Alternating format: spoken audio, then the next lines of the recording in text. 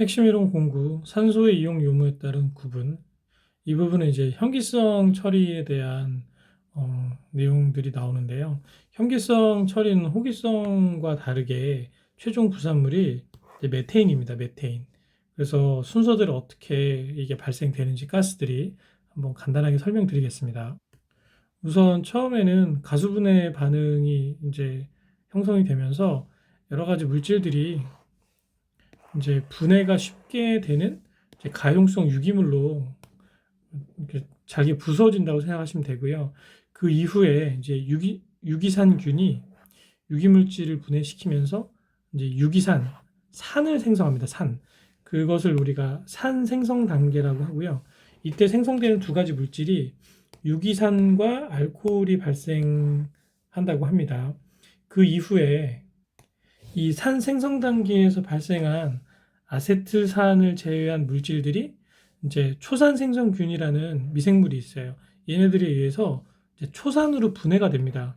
그래서 처음에 이제 유기산과 알코올이 나오고 그것이 두 번째 반응을 거쳐서 이제 초산으로 분해가 되는 거죠.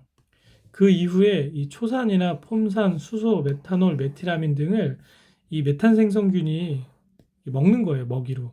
그리고 나서 얘가 최종적으로 이 메테인을 생성을 시키고 이제 이산화탄소도 배출을 시키는 형태로 전환이 된다고 생각하시면 됩니다.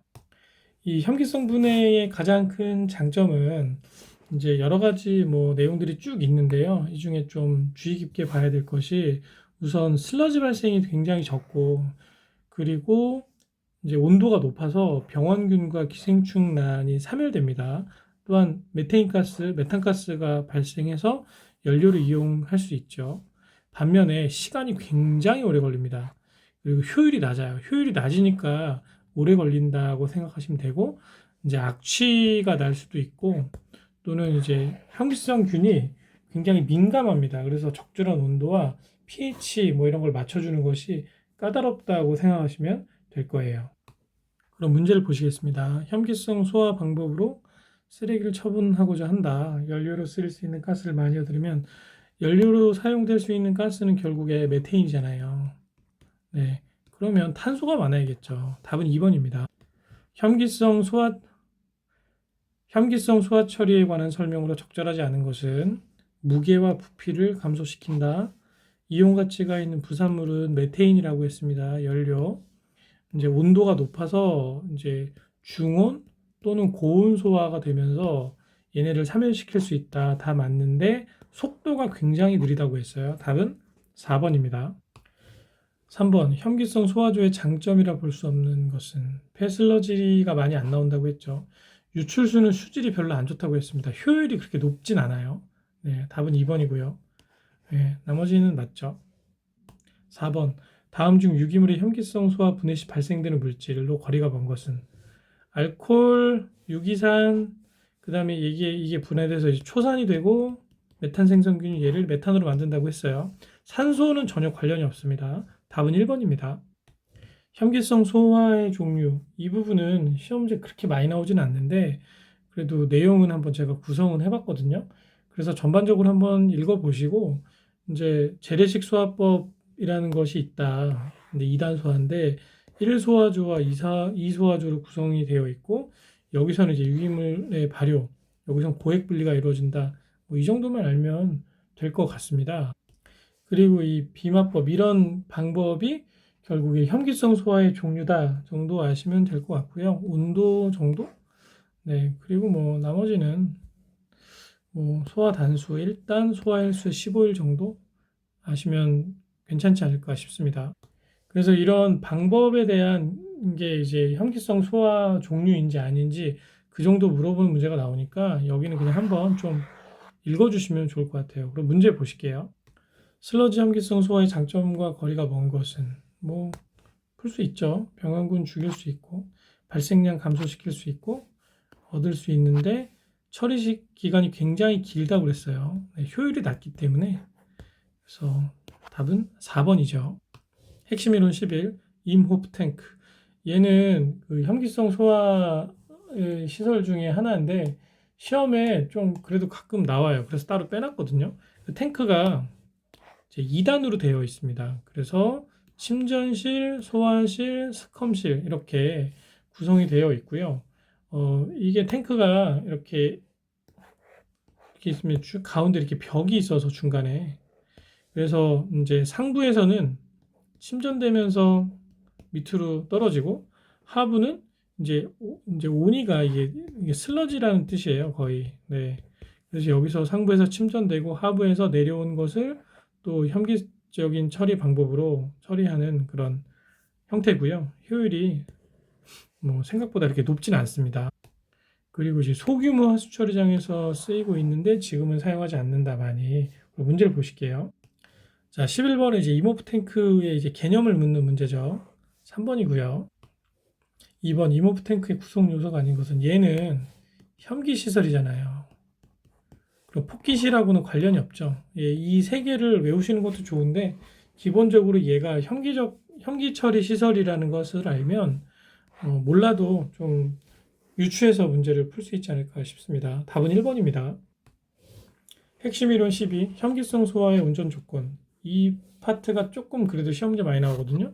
온도는 중온을 넘어서 고온까지 된다. 사실 이 정도 온도면 미생물은 거의 병원성 미생물 다 사멸하겠죠. 그래서 이제 병원성 기생충 같은 것도 다 죽일 수 있는 그런 좀 효과적인 처리 방법이라고 할 수 있고요. pH는 이제 6.5에서 7 사이. 주로 이제 이게 약산성인데, 왜냐하면 아까도 설명드렸지만 뭐 초산이나 뭐 유기산 이런 것들이 나오잖아요. 그래서 산성이에요, 산성. 그래서 pH가 좀 낮다라고 기억하시면 좋고, 이제 체류 시간은 중온 소화와 고온 소화의 날짜가 서로 다르다. 이 날짜도 같이 기억해 주세요. 그리고 유기물과 미생물의 어떤 만남은 이제 기계적으로 혼합하고, 또 소화가스가 순환되면서 같이 함께 일어난다고 생각하시면 됩니다.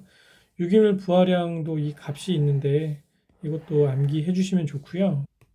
이 부분이 시험 문제 조금 가끔 나옵니다. 네, 킬로그램당 0.35 큐빅미터의 메테인이 생성된다.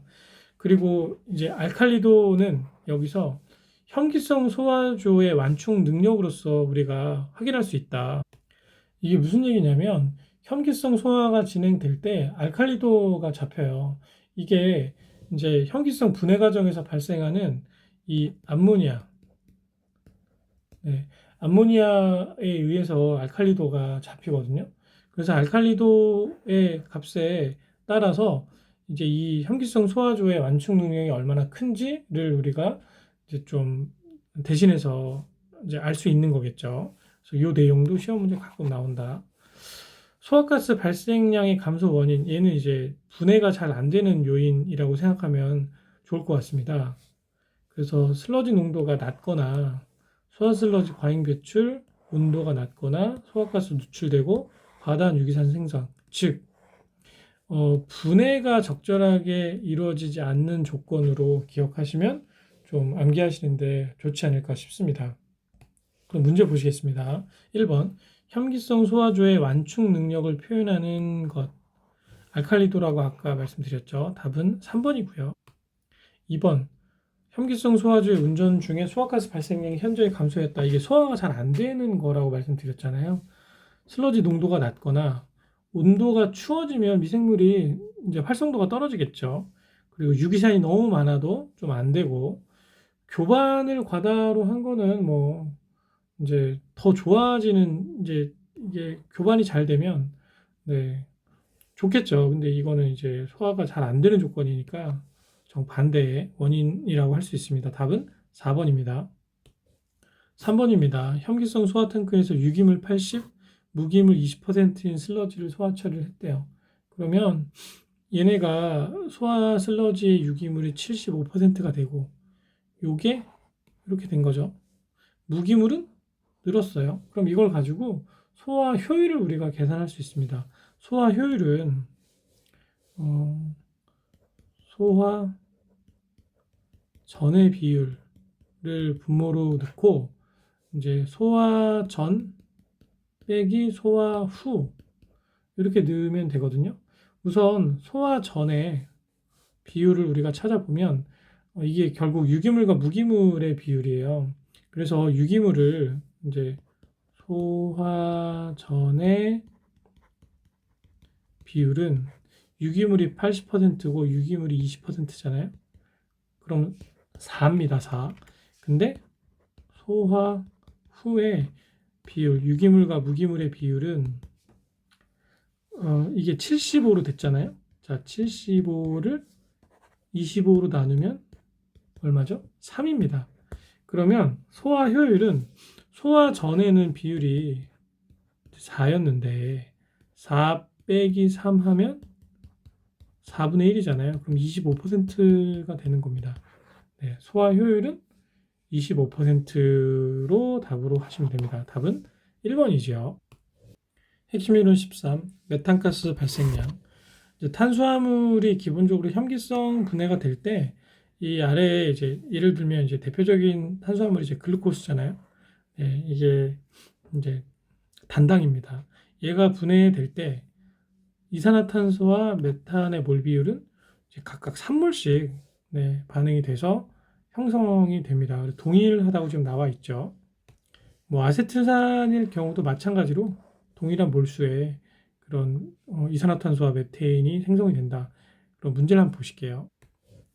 글루코스 혐기성 분해 반응식이다. 이거 분해 반응 완성하는 거 계수 맞춰가지고 하면 되죠.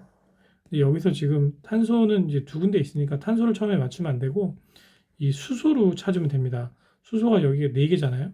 그럼 12개니까 B가 3이겠죠. 그리고 산소는 네, 여기가 지금 6개인데 뒤에 넣고 앞에 2개니까 여기는 3이 되겠죠. 그럼 뭐 탄소는 굳이 맞출 필요까지는 없네요. 같은 몰수가 나온다? 3, 3. 답은 2번입니다. 2번 분뇨 처리장에서 유입되는 분뇨의 성상이 다음과 같을 때 메테인가스 발생량은 여기서 휘발성 고형물의 퍼센트와 총 고형물량의 어떤 그 농도 그리고 메테인가스 발생량 뭐 이런 것들이 쭉 나오는데요. 이걸 가지고 문제를 한번 풀어보겠습니다. 우선 총 고형물량을 단위를 kg/m 세제곱으로 한번 바꿔볼게요. 그러면 총 고형물량이 요거잖아요. 자, 25,000 지금 mg/l g/m 큐빅미터로 바꿀 수 있다고 했죠. 그러면 공색이 없으면 kg 되죠. 왜냐하면 이제 kg으로 이제 다 이렇게 나오니까 이것도 kg으로 바꾸는 게 편합니다.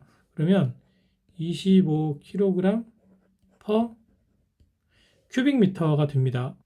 이 상태에서 이제 메테인가스 발생량을 계산을 해보면 고형물량이 총 25kg이었는데 1 큐빅미터당 여기서 이제 메탄가스 발생량이 kg당 0.6 미터 세제곱씩 나온대요. 그러면 0.6 큐빅미터 per kg을 곱하고요. 여기에다가 이제 휘발성 고형물량을 보면 얘네가 60.5%잖아요. 그쵸? 그래서 이것을 숫자로 바꾸면 0.605가 됩니다. 뭐냐면 결국에 휘발성 고형물이 메테인으로 바뀌는 거거든요. 그래서 그냥 비휘발성 고형물은 이제 안 타는 거잖아요. 그 미생물에 의해서 분해도 안 되고 그래서 휘발성 고형물이 분해가 돼서 메테인이 되는 거니까 이것을 숫자로 바꿔서 곱하면 되거든요. 그래서 이것을 계산을 한번 계산기로 해보시면 약 이제 9점 몇이 나올 거예요. 큐빅미터 per 킬로리터 더 이제 VS는 이제 네, 휘발성 고형물의 의미죠.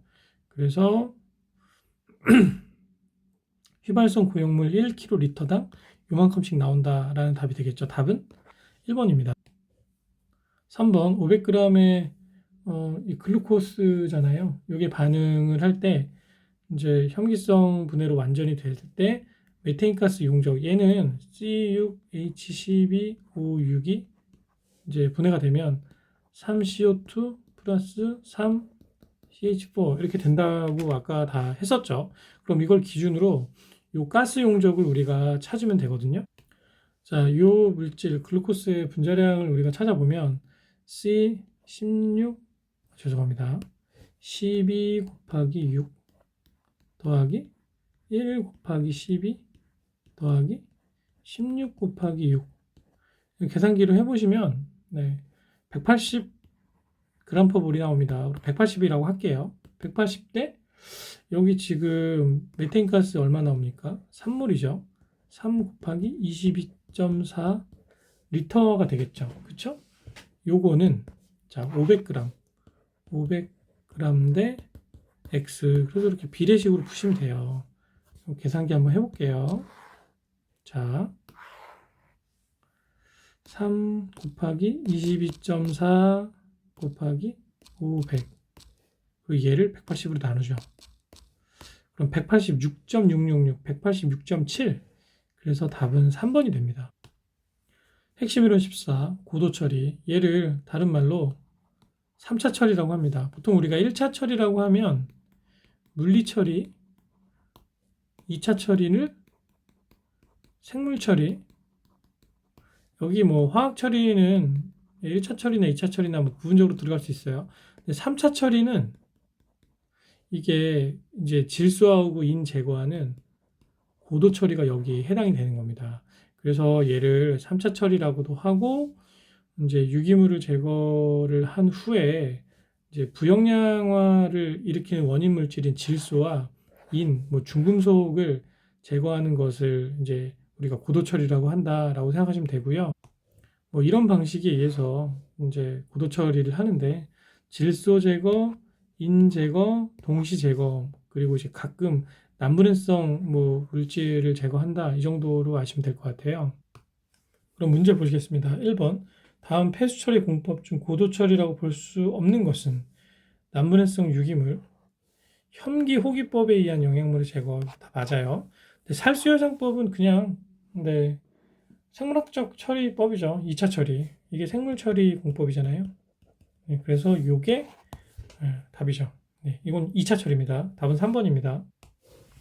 2번 고도 처리 제거 대상 물질과 방법의 연결이 잘못된 것은 질소는 질산화, 탈질화 맞고요.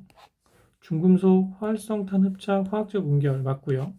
2는 규조토로 요구하는 게 아니라 AO 공법이라고 있습니다. 좀 이따 할 텐데 이런 방법으로 제거를 합니다. 답은 3번입니다.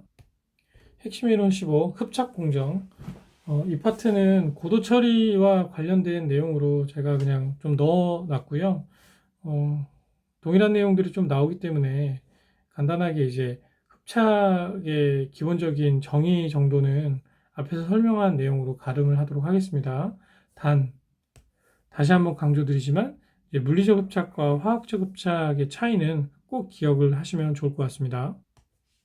문제 보시겠습니다. 흡착 공정에서 흡착제의 흡착이 완료돼서 유출소에서 용질이 배출되는 점을 파괴점이라고 합니다. 이건 개념이니까 그냥 암기해 두시면 좋을 것 같습니다. 답은 4번이죠. 핵심 이론 16 활성탄 처리법. 이 방법은 이제 흡착제 중에 하나인데 활성탄이 주로 많이 사용되니까 그것을 좀 더 강조하기 위해서 제가 넣어봤고요. 이제 활성탄은 분말과 입상활성탄 두 가지가 있습니다. 그래서 얘는 이제 냄새, 뭐 페놀, 유기물 합성제 제거, 난분해성 미량 원소 막 이런 것들이 다 처리할 수 있다라고 보시면 되고요. 보면 이제 생물학적 처리를 방해하는 이런 약품, 그리고 난분해성 물질들, 그리고 이제 중대한 영향을 미치는 이제 독성 물질, 냄새나 색도 이런 것까지 다 제거 가능하다. 그럼 문제 보시겠습니다. 폐수 처리에 있어서 활성탄은 어떤 목적으로 사용되는가? 활성탄은 흡착의 주요 원리를 가지고 있는 물질이라고 했죠. 답은 1번입니다. 2번 폐수를 활성탄을 이용해서 흡착법으로 처리하고자 한다. 활성탄의 양을 구하는 이제 공식, 이게 드문 흡착식이잖아요. 그래서 여기 참 친절하게 식이 다 나와 있어요. 그럼 이 식을 도입을 해서 문제를 푸시면 되는데요. 우선 이제 m분의 x잖아요. 근데 x 값이 이게 이제 농도의 차이예요. 그쵸? 그리고 m 값은 이제 활성탄의 주입 농도입니다. 이렇게 활성탄 주입 농도죠. 그럼 요거 가지고 계산을 한번 해보면 우선 우리가 구하고자 하는 게 활성탄을 얼마나 넣어야 되는가 이것을 구하려고 하잖아요. 네, 그래서 n분의 자 농도 차이가 30에서 10으로 바뀌는 거잖아요. 그럼 30 빼기 10 요거를 한 값이 결국에 뭐다? KC의 지수 n분의 1이다. K는 0.50 곱하기 지금 C 값이 얼마입니까? 유출 농도잖아요. 유출 농도는 10이죠. 그러면 10이 되죠. 10에 지수가 n분의 1인데 n은 또 1이래요. 그럼 그냥 이건 1이죠. 그러면 0.5에서 10 곱하면 5가 되잖아요. 그럼 m과 5를 스위치를 하면 5분의 20이 m이 되는 거죠. 그러면 4죠. 그래서 답이 3번입니다. 핵심 이론 17, 질소의 제거 공정 상당히 중요합니다. 시험 문제 많이 나와요. 자, 우선 제일 처음에 나오는 방법이 이제 물리화학적 방법인데 파괴점 염소 주입법 예전에 한번 했어요. 이게 파괴점 염소를 주입하면 염소를 주입을 해서 이제 질소를 제거도 가능하고 그리고 병원성 미생물도 사멸시킬 수 있어요. 상당히 좋은 방법입니다.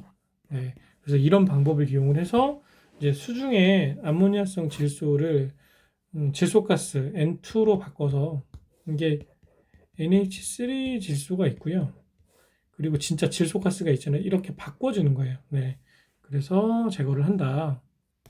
공기탈기법은 pH를 높여주면 그 상태에서 공기를 불어넣어 줬을 때 이제 이 수중의 암모니아 가스로 탈기를 해서 제거할 수 있다고 합니다.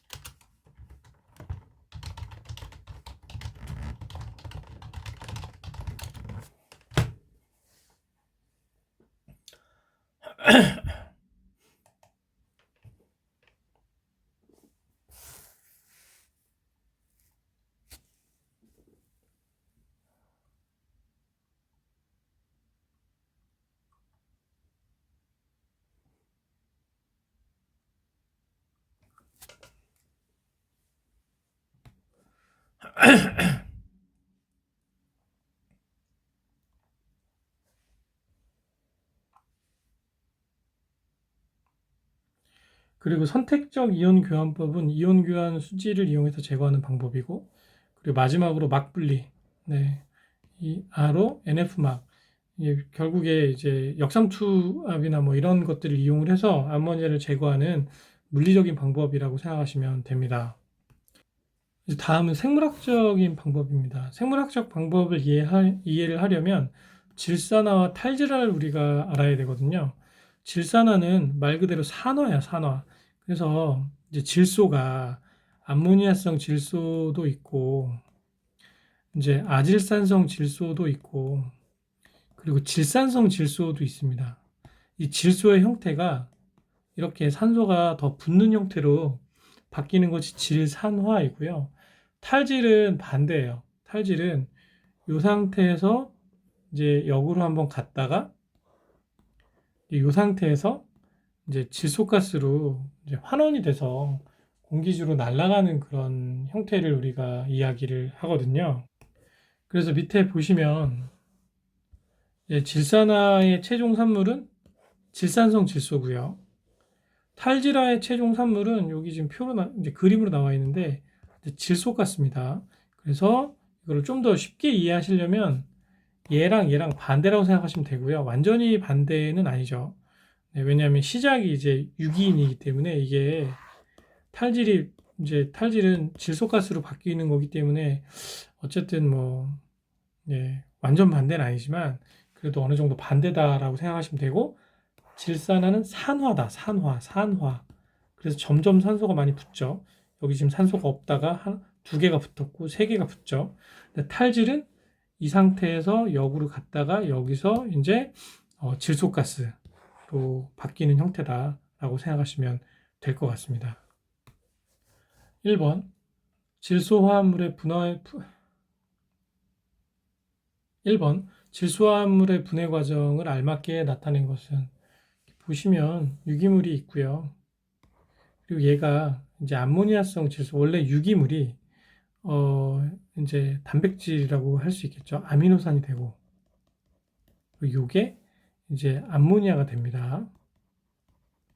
암모니아성 질소가 되고 얘가 아질산성 질소가 되고 얘가 질산성 질소가 된다. 이렇게 암기하시면 될 것 같아요. 유기물을 우리가 아미노산이라고 표현할 수 있겠죠. 물론 유기물은 아미노산이 많이 결합된 단백질과 탄수화물과 지방이 많이 결합된 그런 물질인데 뭐 그렇게 좀 이해하시면 될 것 같습니다. 그래서 답은 3번이죠.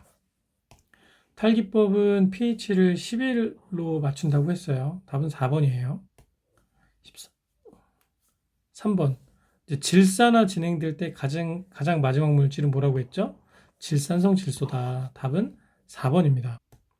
핵심 이론 18번. 인해 제거 공정. 이 파트도 시험지 좀 나오긴 하는데 이제 화학적인 방법과 응집 침전은 이제 화학적인 방법이죠. 그래서 가장 대표적으로 사용하는 그 이제 물질이 칼슘이나 알루미늄이나 철이 혼합된 그런 응집제를 집어넣어서 인과 결합시킨 후 바닥으로 이제 침전시켜서 제거하는 방법이고요. 요 에이오 공정이 시험이 좀 많이 나와요. 그래서 얘는 이제 혐기와 호기 공정입니다. 그래서 혐기와 호기를 AO 공정, 요게 혐기고, 그리고 O가 호기겠죠. 그래서 두 공정을 이제 합해수 처리 시설 안에 집어넣어서 이제 유기물 산화 플러스 인 제거, 이 두 가지를 유도를 하는 거죠. 그래서 혐기성조에서 이제 인이 방출이 되고, 호기성조에서 그 인을 흡수해서 영양 물질로 흡수시켜서 제거하는 형태라고 생각하시면 좋을 것 같아요. 얘는 뭐 운전이 쉽고 뭐 전반적으로 좋은데 이제 인만 제거되니까 질소 제거는 안 됩니다. 그런 좀 단점이 있다. 그래서 프로세스를 보면 이제 혐기조가 있고 호기조가 있습니다. 그래서 요게 이 혐기조가 이제 언에어로빅의 A입니다. 언에어로빅. 그리고 호기조는 옥시데이션이니까 A, O겠죠. 그래서 AO 공정인 거예요. 포스트립 공정은 그냥 개념만 숙지를 해두세요. 그래서 이제 요거 인제거하는 공정이다. 1번 생물학적 원리를 이용해서 인만을 효과적으로 제거하기 위한 고도처리 공법. 지금 이제 우리가 아직 공부는 안 했지만 얘는 인, 질소 모두 제거하는 그런 공법이고요. 얘만 인을 하나만 제거한다고 했죠. 답은 3번입니다.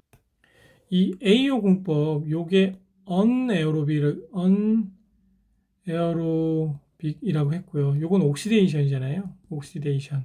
그래서 요거 이제 처음에 혐기조 나오고 그 다음에 이제 폭기조 나온다. 혐기조, 폭기조, 침전지 뭐 이 순이겠죠. 네, 그래서 요 글씨만, 그러니까 어떤 뜻인지만 이해하시면 좀 기억이 쉽게 되지 않을까. 답은 3번입니다. 계속 동일한 문제가 나오는데요. 포스트립 공법이 인 제거하는 거고 나머진 다 질소 제거, 인 제거 뭐 이렇게 되어 있습니다. 답은 2번입니다. 이 시험 문제 계속 이렇게 나와요. 인만 제거하는 것. 그래서 포스트립, 나머지는 질소와 인을 동시에 제거하는 공법이죠. 답은 2번입니다. 핵심 이론 19, 질소, 인의 동시 제거 공정. 이 파트가 시험 문제 가장 많이 나오고요. 앞에 나와 있는 여러 가지 뭐 질소 제거나 인의 제거나 뭐 이런 것과 함께 여기서 이제 이런 공정의 분류가 함께 문항에 제시가 되면서 묻는 문제들이 시험 문제 많이 나와요. 특히 요 A2O 공정에 관한 것을 묻는 시험 문제가 많습니다. A2O 공정은 A가 두 개잖아요. 그래서 이게 언에어로빅과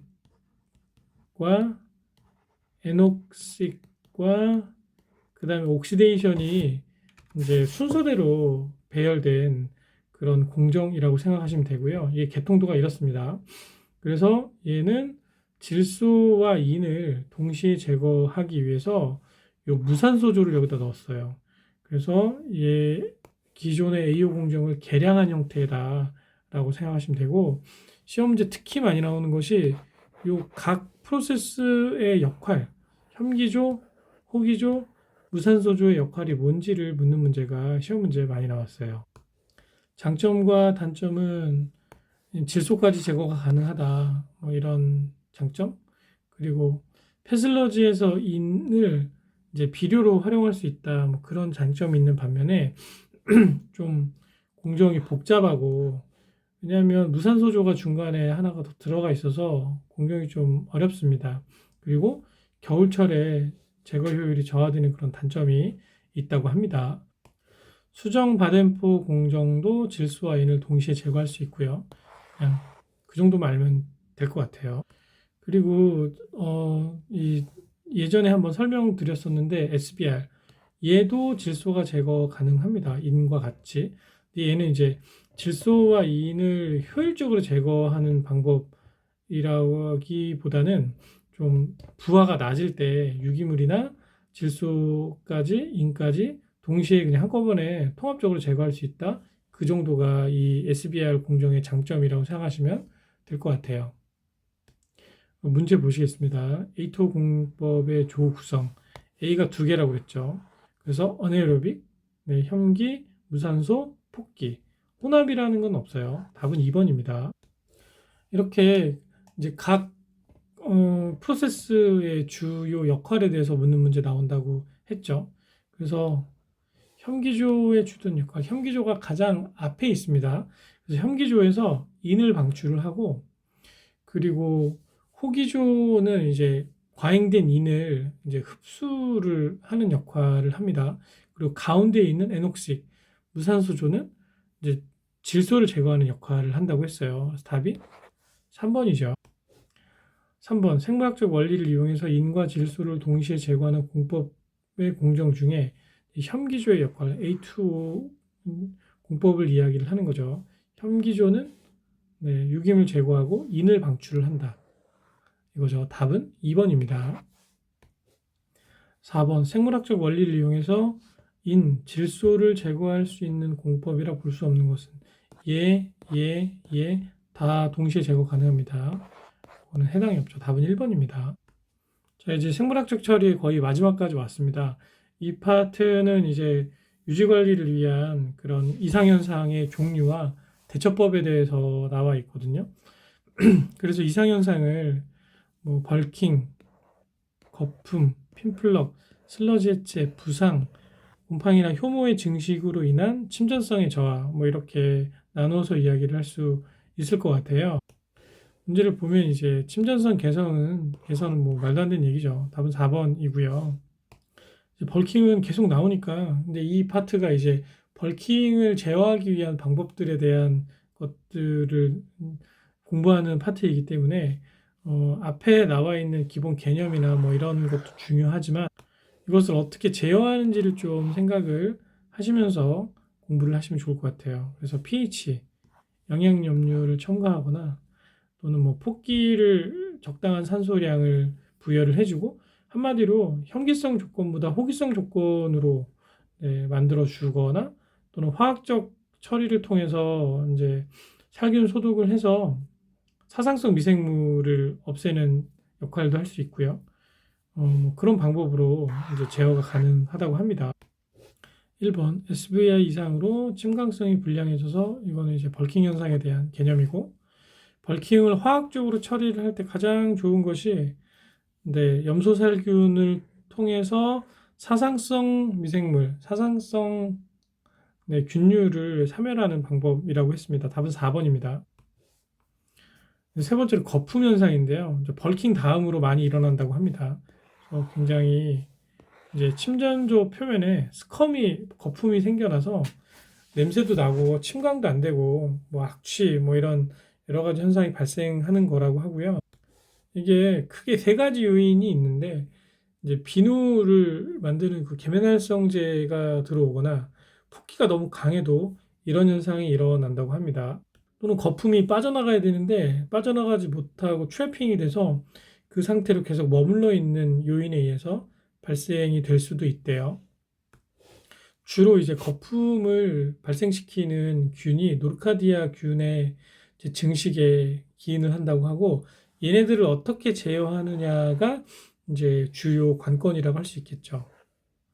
그래서 과도한 폭기량은 오히려 이제 그 균의 증식을 유발할 수 있기 때문에 폭기량을 좀 조절을 하고, 뭐 MLS 농도를 유지를 하거나 물리적 처리를 하거나 이런 기타 방법들을 통해서 제거할 수 있다고 합니다. 그럼 문제를 보실게요.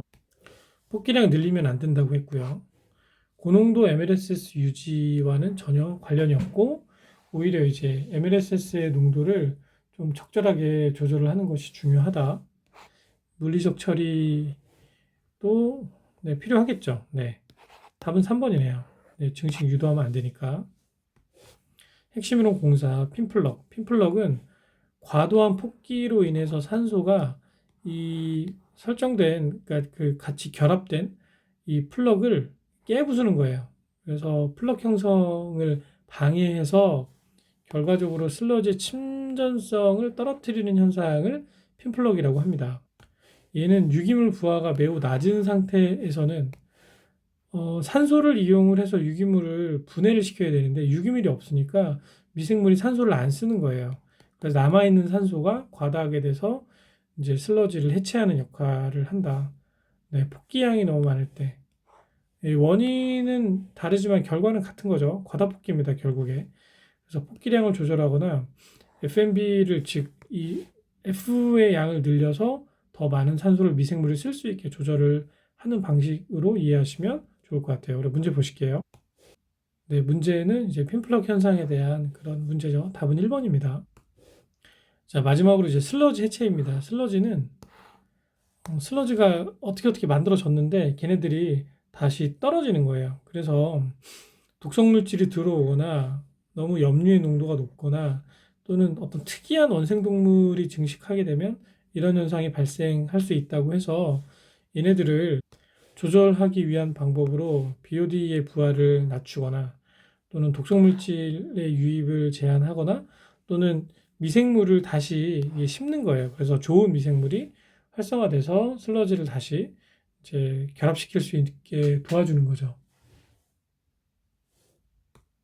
문제를 보시겠습니다. 슬러지 해체를 제어할 수 있는 적절한 방법은 뭐냐? 독성 물질을 막는 거라고 했죠. 네, 답은 1번이에요. BOD의 증가를 BOD를 좀 낮게 유도하거나 원생 동물에 의해서 슬러지 해체가 일어나니까 이건 안 되죠. 염류의 농도도 낮은 게 좋다고 했습니다. 답은 1번입니다.